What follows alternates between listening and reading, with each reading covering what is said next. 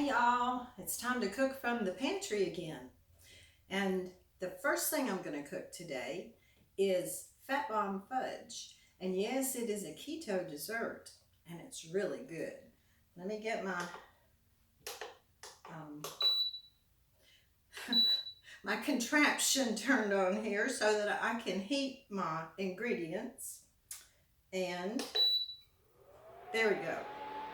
Now it has a lot of fat in it, which is why it's Bomb Fudge, which is why it's a good keto dessert. And it has erythritol as sweetener. I use the Swerve confectioners. So first of all, I also use nuts. So first of all, let me show you how I prepare before I get started combining the ingredients. I have a square dish, casserole baking dish, and I've lined it with parchment paper. I just put that cocoa can in there to hold it down. I have a cup of deluxe mixed nuts, and they have sea salt, so this is going to be kind of a sweet and salty dessert. Also, makes it really good. So just spread those nuts out along the bottom of the pan and set that aside. And then I'm going to combine 4 different kinds of fat. I'm going to start out with a stick of butter, which is half a cup of butter. And it's been sitting out for a little while, so it's nice and soft. My pan is hot.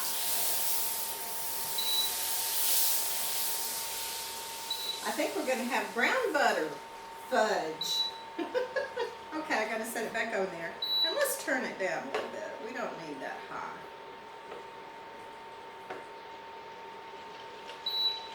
Alright. The next thing I'm gonna add is usually a half a cup of coconut oil. But I went ahead and melted the coconut oil that I had left, and I only had 1/3 of a cup. So I'm gonna pour the coconut oil in.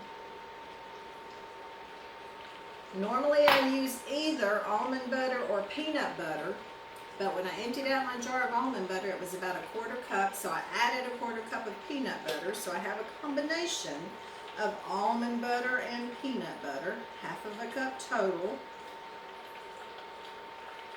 Put that in there. This is going to take the longest time to melt, this peanut butter and almond butter.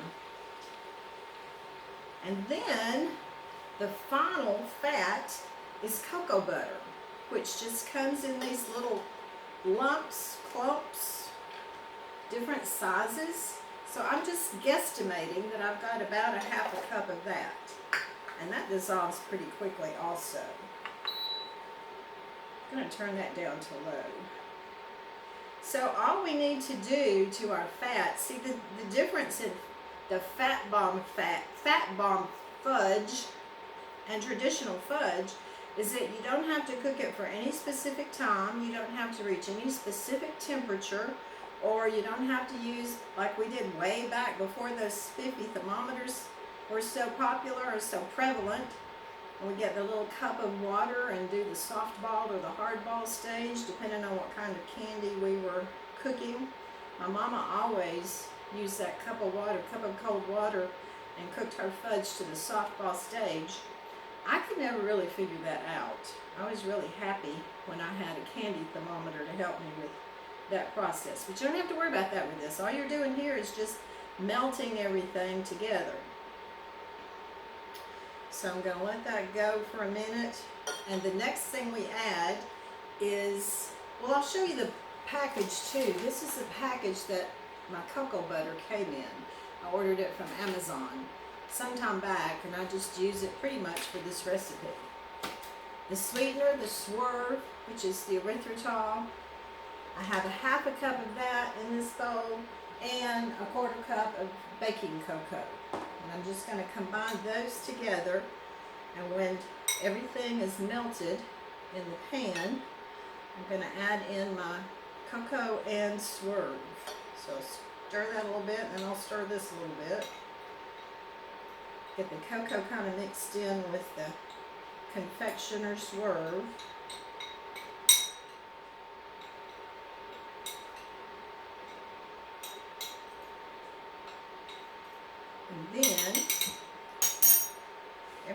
is pretty much melted now. I think I'll have to change the name of this particular batch to browned butter fat bomb fudge. Alright, so I'm just going to start in the cocoa and swerve.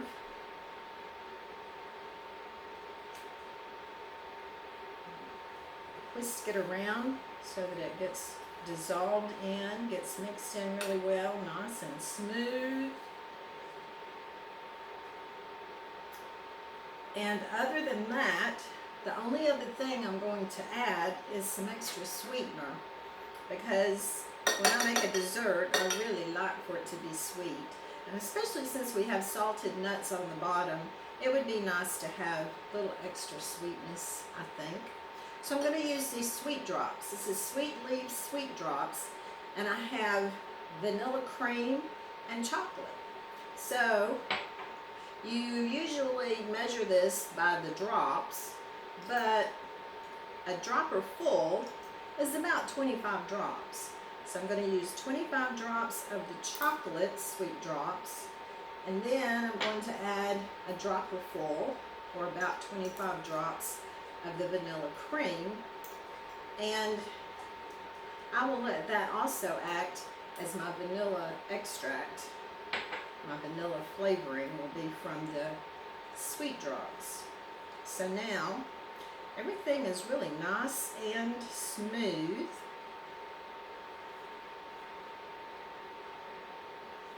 So turn the heat off. I'll show you this before I pour it in over the nuts, because it just looks so nice. I don't know if you can see how creamy and shiny, and it's not burned. It's just a little brown. I still got smoke all over the place, but oh well. Now I'm going to move my dish over here so I can very gently. Somebody's walking down the street, no doubt. Can't imagine on such a beautiful Saturday afternoon there would be people out walking down the street. At least Joe can't understand that. Just going to put all of that into the bowl. And then I'm just going to kind of stir it around so I can make sure all of those nuts are distributed well. Now here's another thing about this. Since it has so much fat in it, you have to keep it in the refrigerator because it's too soft. Even after it sets, it would be too soft to leave sitting out on the counter. So I'm going to take this over. I'm going to try to fix my paper so that it's a little more even there. I'm going to take this over and set it in the refrigerator, and I'll show you one that I made last night. That should be ready.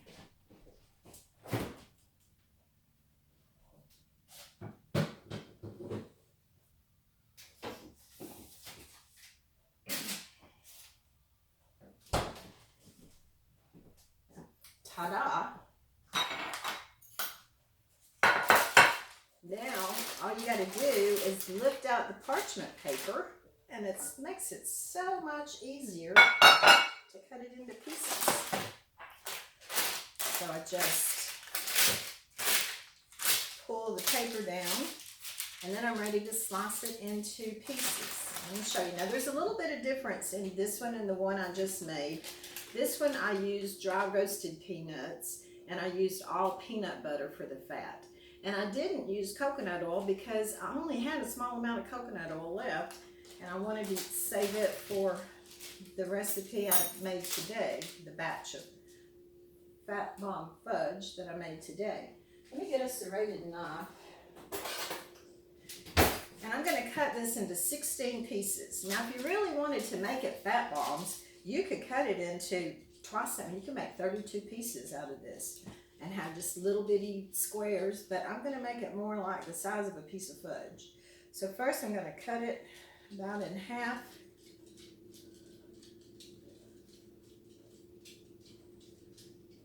I'm going to cut through the peanuts. then about half again. And then about half on this side. This is going to make some nice sized pieces of fudge. I'm going to turn it the other way and do the same thing. Cut it just about in half. And then half again. Uh-oh! Jill doesn't get that piece. She doesn't need that piece. We'll just put that over there, and we might just wipe it off later and go with it. I don't know. I won't put it in here, but it might be the snack that the cook eats while she's cooking. I don't know. We'll see. I can't just throw that away. Anyway, and then one more time here. So instead of 16 pieces, I have 15 pieces of Fat Bomb Fudge with peanuts. And like I say, you could easily make this 32 pieces, and then it would be really more the size of an actual little fat bomb. But this way, you can say you only had one piece. You only had one fat bomb, and it was, you don't have to say what size it was. Anyway, let me just sample this little corner piece and see how it turned out, because like I say, it didn't have the coconut oil. But it still has plenty of fat. It's nice and creamy and rich. The peanuts are really good in there. Okay, that's it.